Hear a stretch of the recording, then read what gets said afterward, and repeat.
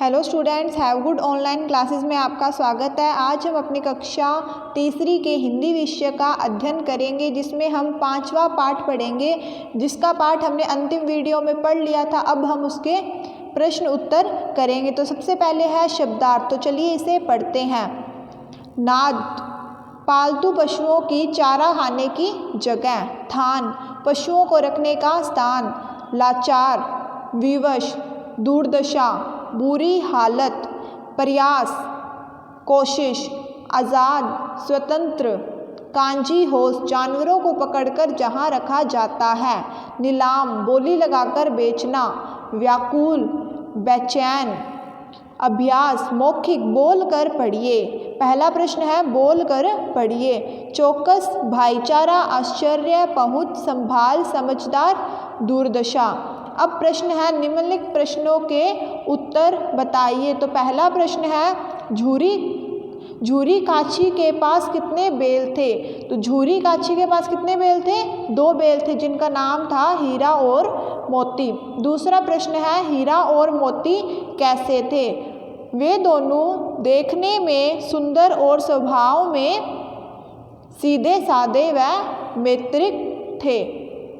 अगला प्रश्न है छोटी लड़की को क्या बुरा लगता था। छोटी लड़की को बैलों की दुर्दशा देखकर बुरा लगता था। अगला प्रश्न है कांजी होश में कौन कौन से पशु बंद थे। कांजी होश यानी जहाँ पशुओं को रखा जाता है वो स्थान। तो कांजी होश में भैंसे, घोड़े, गधे आदि पशु बंद थे। निम्नलिखित प्रश्नों के उत्तर लिखिए।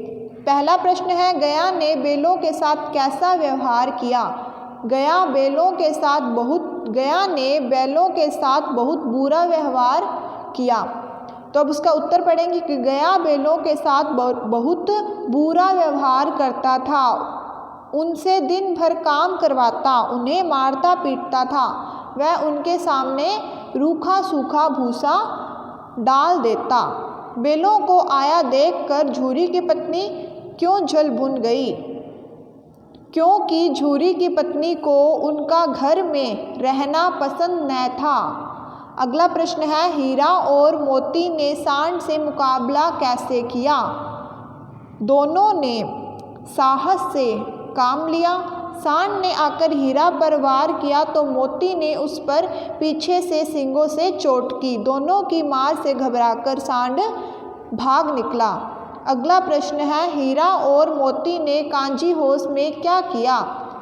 जब हीरा और मोती को ले जाकर कांजी होश में बंद कर दिया गया तो उन्होंने वहां जाकर क्या किया। उन्होंने वहां की दीवारों को तोड़ने का प्रयास किया, वहां से निकलने का प्रयास किया। तो इसका उत्तर है हीरा और मोती ने कांजी होश से बाहर निकलने के लिए वहां की दीवार को तोड़ दिया।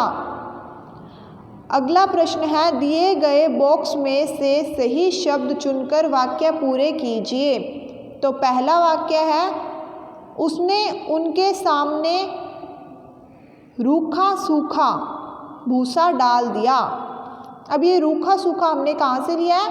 ये हमने इस बॉक्स में से शब्द को लिया है और वाक्य को पूरा किया है। अगला वाक्य है लड़की ने दोनों बैलों को खोल दिया।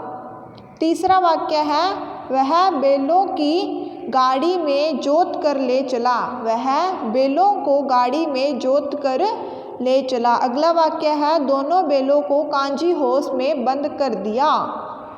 हीरा और मोती को नीलाम कर दिया। अगला प्रश्न है सही वाक्यों पर सही तथा गलत वाक्यों पर गलत का निशान लगाइए। तो पहला वाक्य है हीरा और मोती एक दूसरे से ईर्ष्या करते थे। नहीं, वह एक दूसरे से ईर्ष्या नहीं करते थे। तो इसका उत्तर होगा नहीं, यानी इसमें गलत का निशान लगेगा। अगला वाक्य है झूरी बैलों से बहुत प्यार करता था।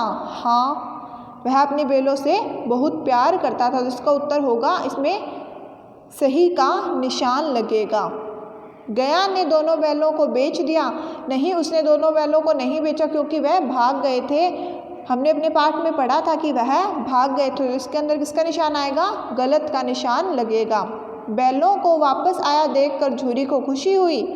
हाँ, झूरी को खुशी हुई। तो इसके अंदर क्या आएगा? सही का निशान आएगा। अगला प्रश्न है सही उत्तर पर सही का निशान लगाइए। यहाँ पर प्रश्न दिए गए हैं वह 4 ऑप्शन दिए गए हैं, उसमें से जो सही है उस पर सही का निशान लगाना है।